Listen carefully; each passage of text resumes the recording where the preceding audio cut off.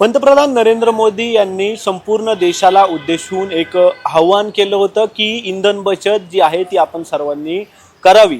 साधारणतः पुढील वर्षात पुढील काही भविष्य काळामध्ये ही इंधन बचत आपण करावी आणि सार्वजनिक वाहतूक व्यवस्थेवर भर द्यावा किंवा तो पर्याय निवडावा।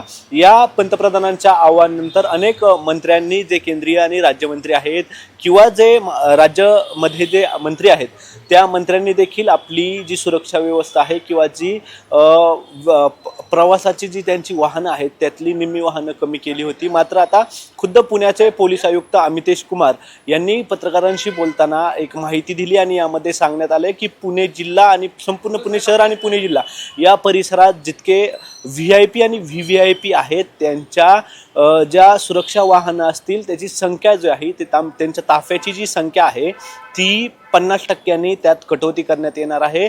यात विशेषतः सांगायचं झालं तर पुण्यात 5 VVIP मंत्री आणि भारताच्या माजी राष्ट्रपतींचा देखील यात समावेश आहे। यामध्ये जर प्रामुख्याने आपण पाहिलं तर महाराष्ट्र राज्याच्या उपमुख्यमंत्री सुनेत्रा पवार, त्यानंतर माजी राष्ट्रपती प्रतिभा पाटील, पुण्याचे जे खासदार आहेत मुरलीधर मोहोळ, सोबत माधुरी मिसाळ आणि अशा अन्य, सोबतच शरद पवार असतील किंवा चंद्रकांत पाटील असतील, अशा मंत्र्यांची आणि नेत्यांची जी वाहनं आहेत त्यांच्या ताफ्यातली किंवा त्यांच्या सुरक्षेसाठी तैनात करण्यात आलेली जी इस्कॉट जो असतो त्यामधील 50% वाहनांची ही कटौती उद्यापासूनच आपल्याला केली जाणार आहे। उद्या महाराष्ट्राचे मुख्यमंत्री देवेंद्र फडणवीस हे सातारा दौऱ्यावर आहेत आणि ते पुण्यातून या दौऱ्यासाठी साताऱ्याकडे रवाना होणार आहे। मुंबईवरून ते पुण्यात येतील आणि पुण्यावरून ते साताऱ्याकडे प्रस्थान करतील। मात्र या संपूर्ण याच्यात सुद्धा आपल्याला जी संख्या आहे वाहनांची, सुरक्षा वाहनांची किंवा त्यांच्या स्कॉटची जी संख्या आहे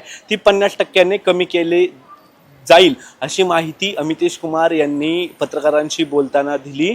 त्यामुळे आता जो पंतप्रधानांनी जो आव्हान केलंय त्या आव्हानानंतर याचे जे पडसाद आहेत किंवा त्या आव्हानाला एक समर्थन म्हणून किंवा पाठिंबा म्हणून किंवा त्यांची जी विनंती आहे त्याचा विचार करून या ठिकाणी त्याची प्रत्यक्ष कृतीत अंमलबजावणी ही आता सध्या पुणे पोलिसांकडून केली जात असल्याचं आपल्याला पाहायला मिळते।